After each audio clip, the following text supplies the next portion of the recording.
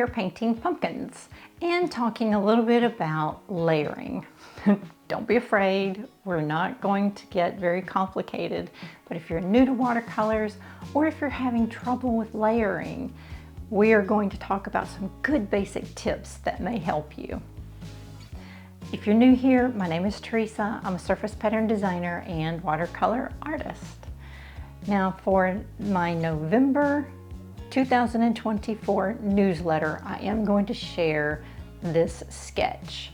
So if you're not a member yet of my newsletter, just go to the link down below in the description and sign up for my newsletter. As long as you sign up before November the 1st, 2024, I will make sure that you get that November newsletter. Otherwise, if you're watching this in the future, I'm sorry, that's already passed, but it's easy enough to just look at the image that I'm going to show you that we are painting. And you can sketch it yourself, or maybe you want to sketch your own pumpkin and work on that. It's fine, either way.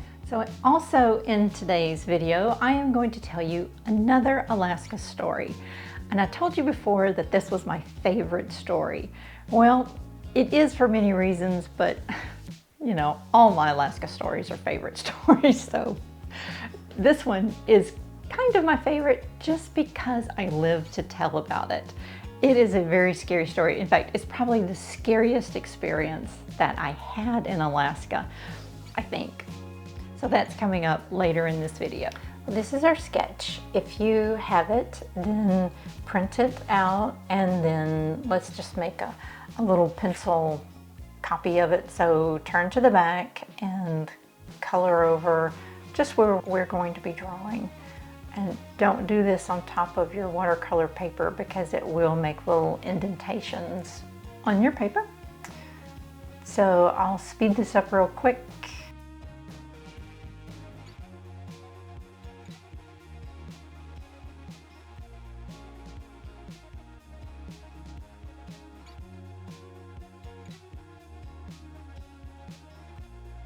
And now we're just going to trace it.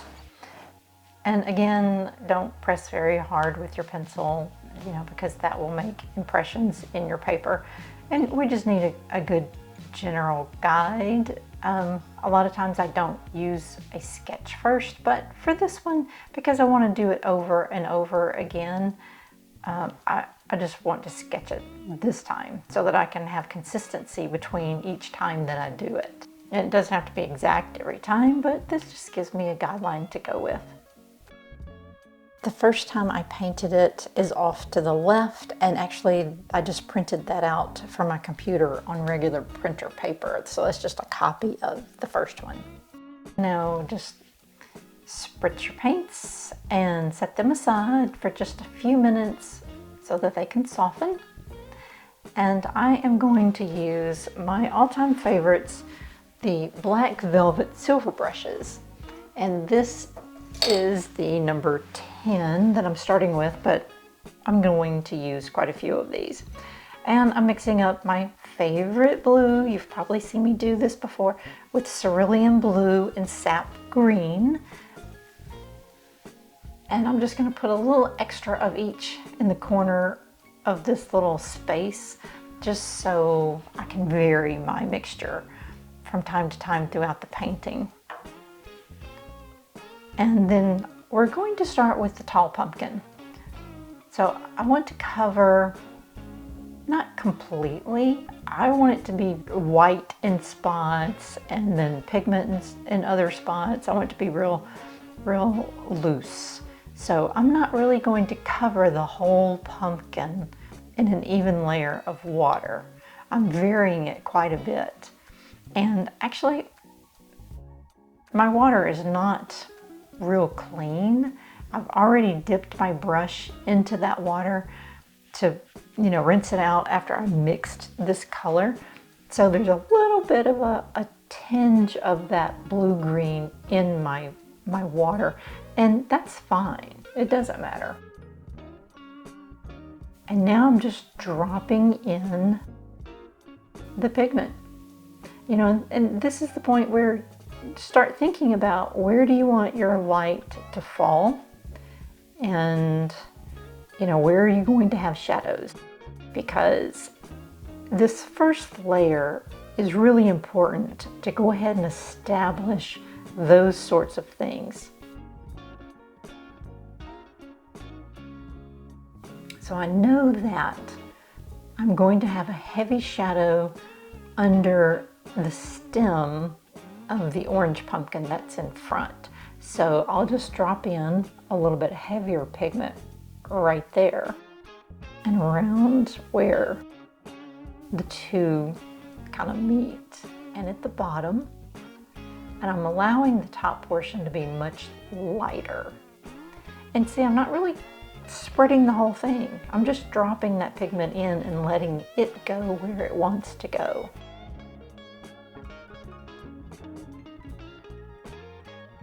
And we're going to come back numerous times, especially on the orange pumpkin, but a few times as well on this back pumpkin.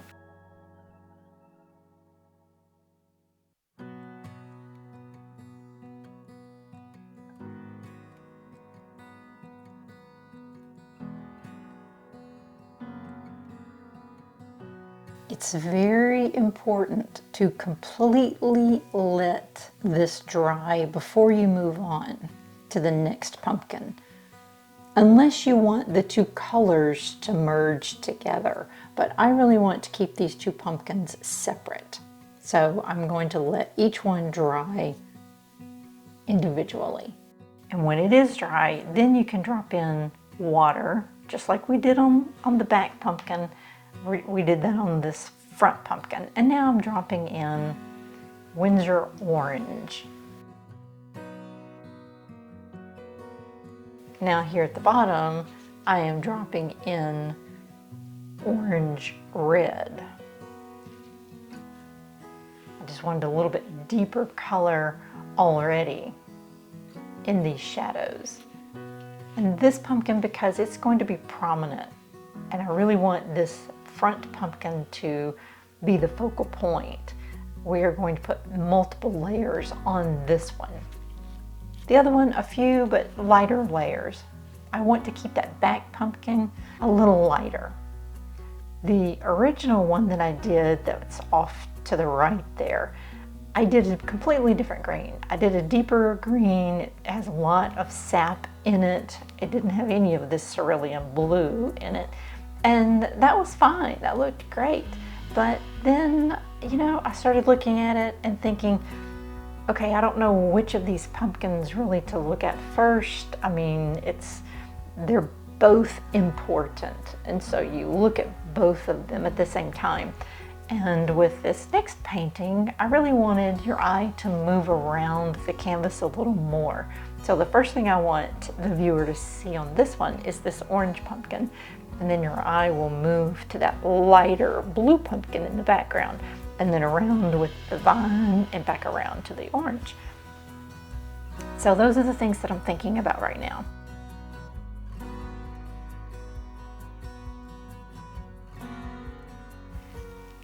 And now while this is still wet, I want to go ahead and establish where are my shadows going to be, because I really want that soft painterly look. I don't want hard lines at this point. So I am dropping in a little bit of deeper colors and then completely let that dry.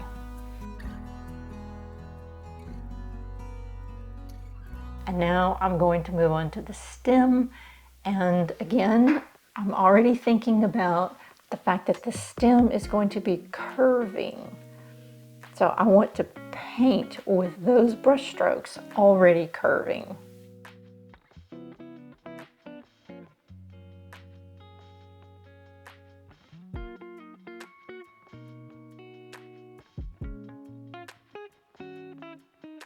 And we're just laying down the base.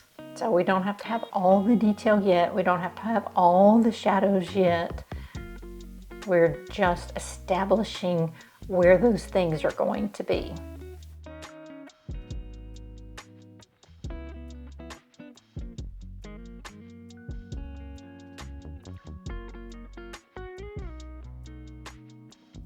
Some of this I'm going to fast forward through just because this was quite lengthy. Because I'm relaxed, I'm taking my time, and I would encourage you to do that as well.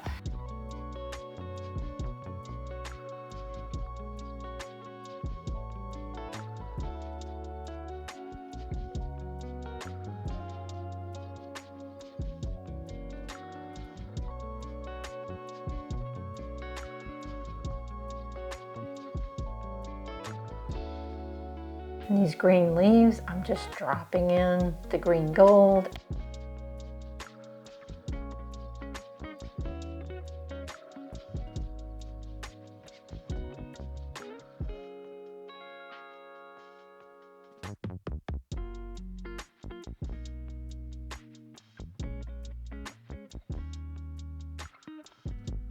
I'm thinking now I am going to leave that back pumpkin. There's a little bit of a vanishing edge right up there toward the top. I think I'm going to allow that to just vanish into the background. I really love when that happens, and this is just kind of happened that way. I didn't think about that in the beginning, but that's happening naturally, so I'm just going to encourage that as we move on with this pumpkin.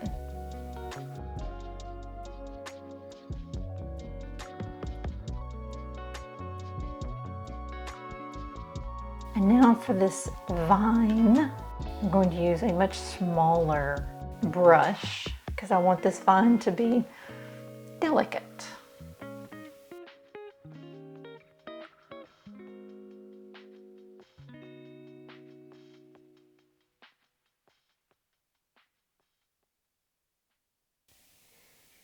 And don't feel like you have to do this all in one swoop.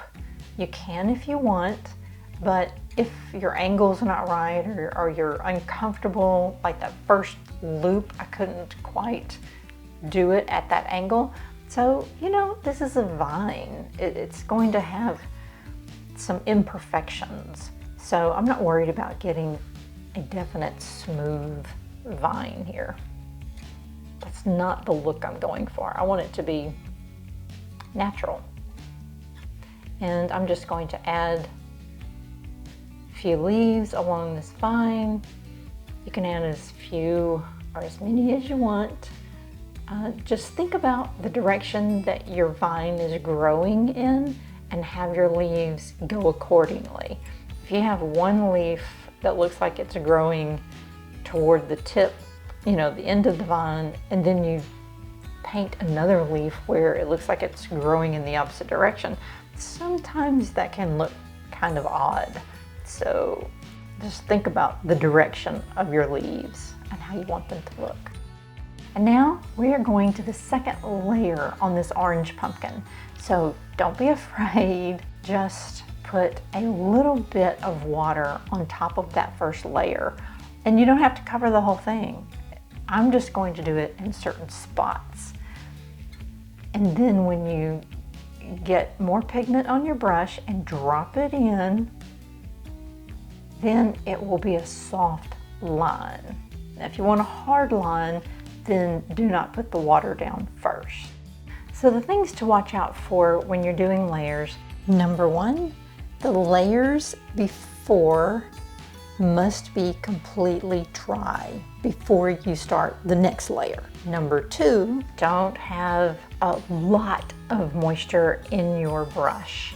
So when you touch your paper, if you have all this water or pigment that just, you know, floods out, then that is more than likely going to cause you problems.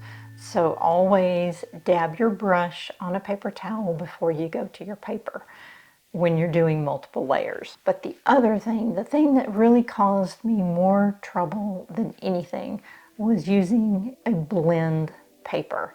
So number three is use 100% cotton paper. It really is amazing how much the 100% cotton paper can help you when it comes to layering. I have never had another issue layering since I've gone over to the 100% cotton paper. And I really didn't want to do that. Or, you know, I really wanted to stay with the more economical blend papers. But, you know, my results anyway were just not what I wanted them to be. So since I've moved over to Meeden and Bao Hong, I've had much better results. I like these papers. They come in different texture. You know, you can get regular texture or more coarse texture. So I really love these papers. I'm an affiliate of theirs now, so if you want to buy something of Meeden's, just look in the description below and I will have a link to their website. And if you use my code, then you'll get 10% off whatever purchase. I love, love, love this paper.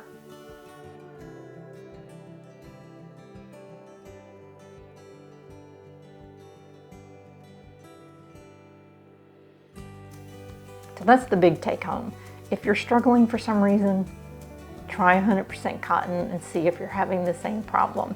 And then you'll know, is it your technique or is it the paper?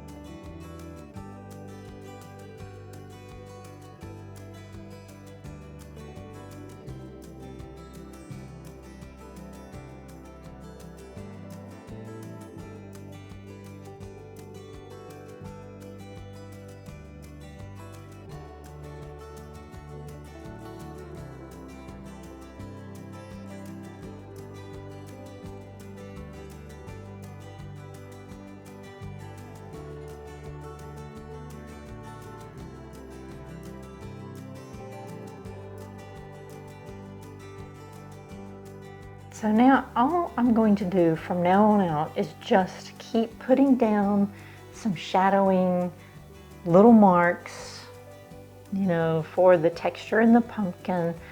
So while I'm doing that, I will tell you this Alaska story. So we used to run a lot, and my husband used to be a big runner. I can't call myself a big runner, but I did really like trail running. And there was this mountain in town, or right outside of town actually, in Anchorage.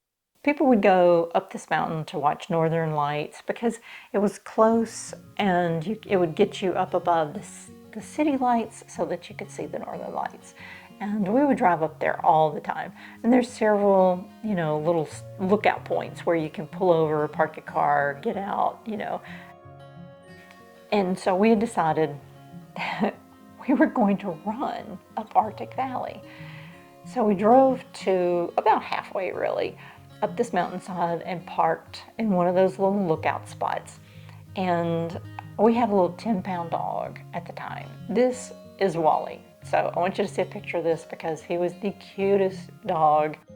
Now Wally was an extremely friendly dog. He was a little socialite. He loved everyone, everyone loved him. He loved animals of all kinds, and they seemed to really like him. It was really funny. I mean, he was just so friendly and so happy. He just wanted to be with us.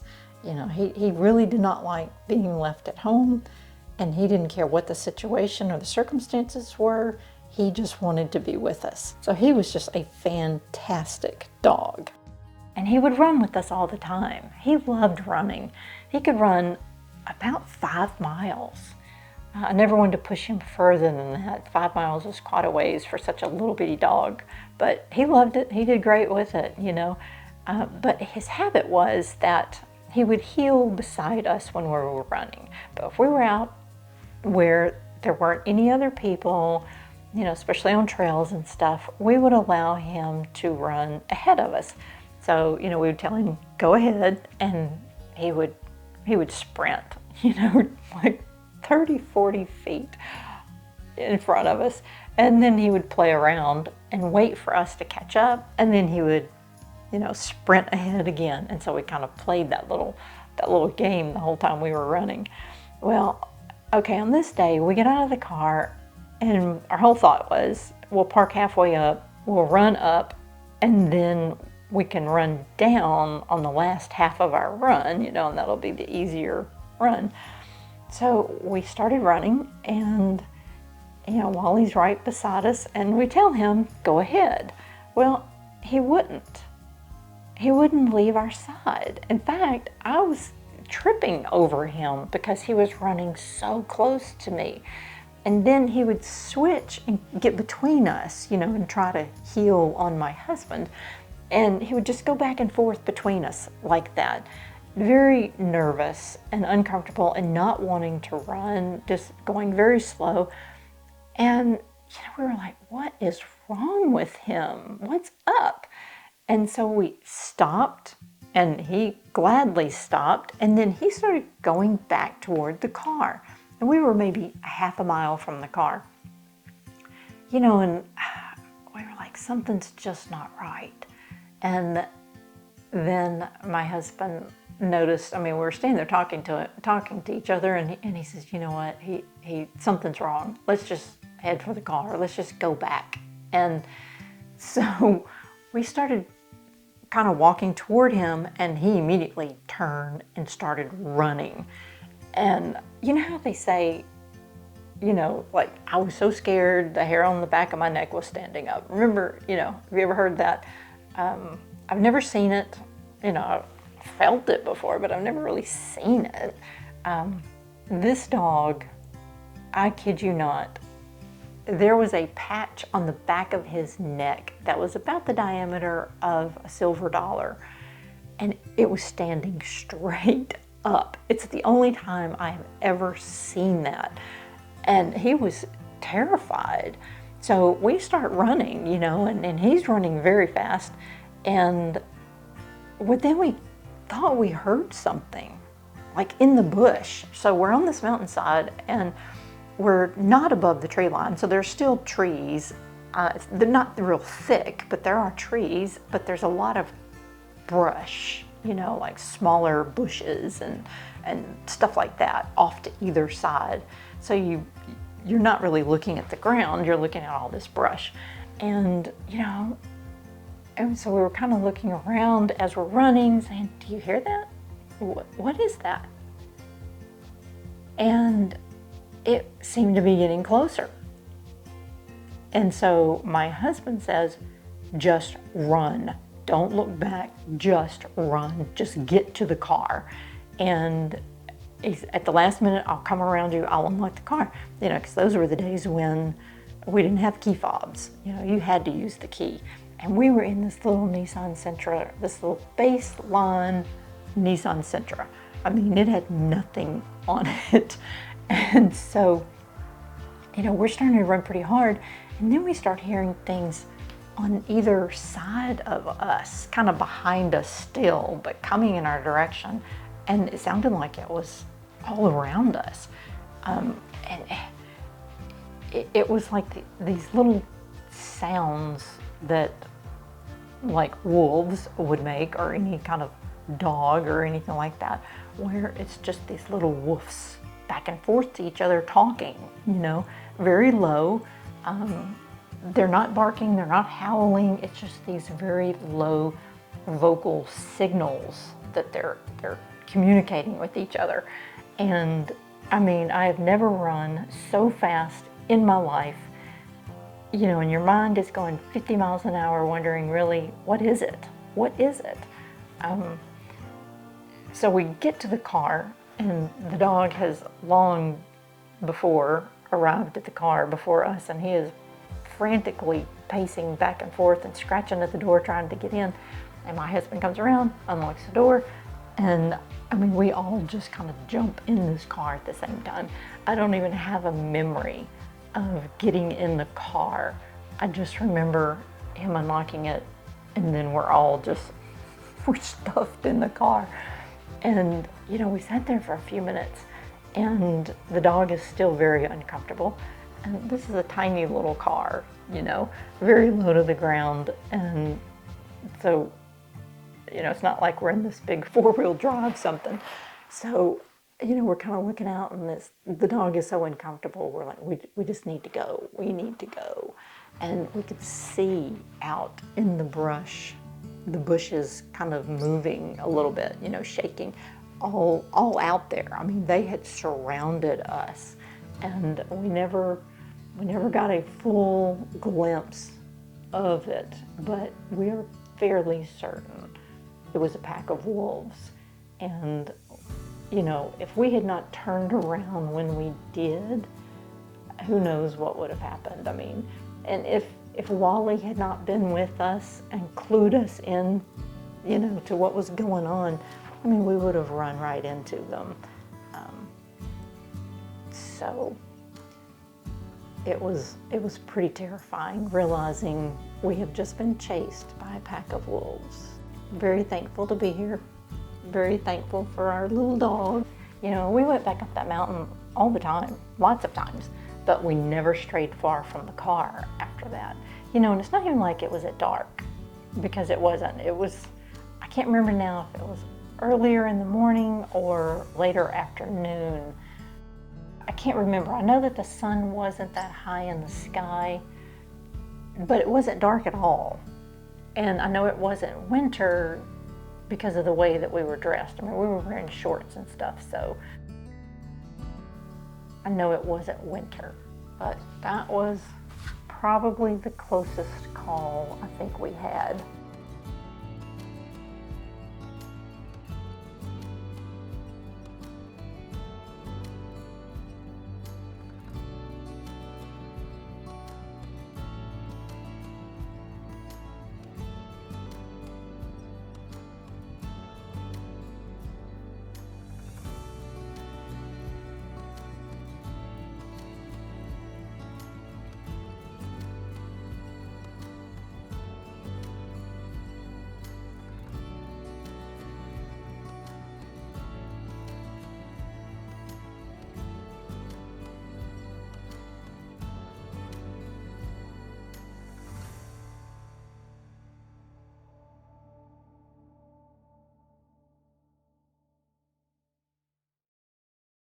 Now, looking at my first picture and the sketch that I had, I forgot a stem.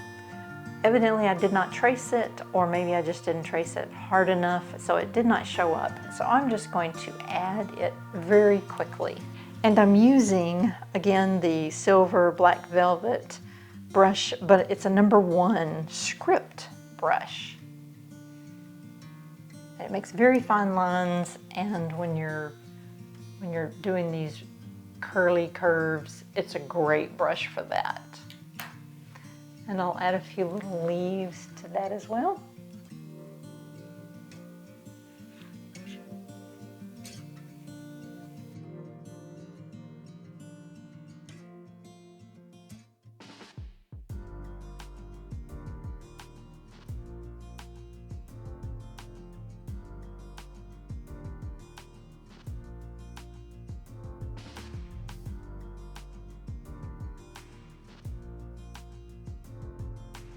And then right here, it kind of messed up a little bit. There's a little line right there.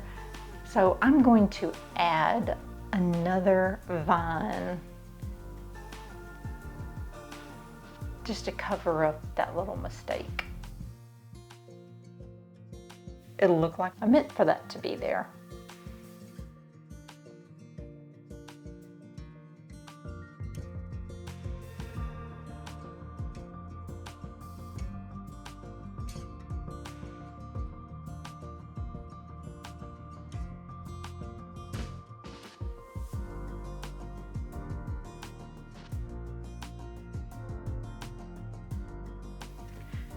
And see, I go back multiple times to increase the intensity of the shadows.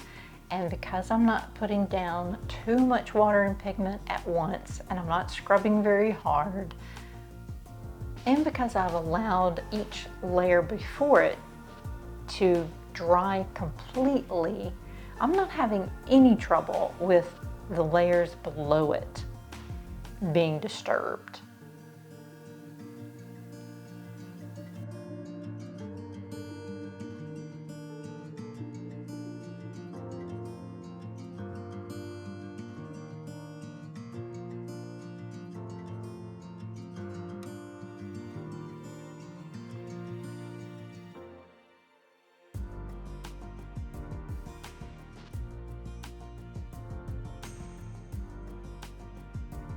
I really wanted under the stem to be a deeper shadow. But then when I did that, it left a little bit of a hard line right there at the end, and I want to smooth that out.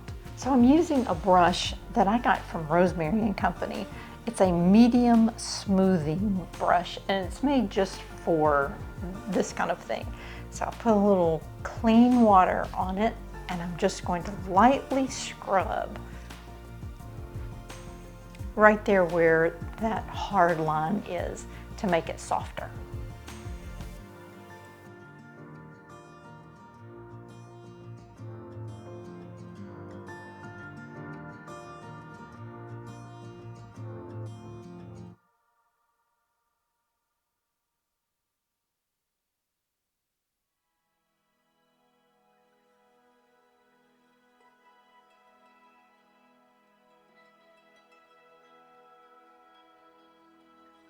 That's much better. The blue is blending into the white area much, much better. I really love these colors, and I love how this orange is popping against this pale blue pumpkin. I'm really happy with this one. Well, I hope you had a good time with this one. I know I did. The second time around painting this was even better than the first. I like the first one, but I really love this second one. And in fact, now I'm thinking about doing it again and maybe using some gold paint. So I would encourage you, especially if you're working on a certain technique like layering, to paint the same thing over and over. Experiment with your colors, experiment with where your shadows are, and just the technique of layering. And that's how you grow, right? Well, I hope this was useful, and thank you so much for joining me, and I hope to see you next time.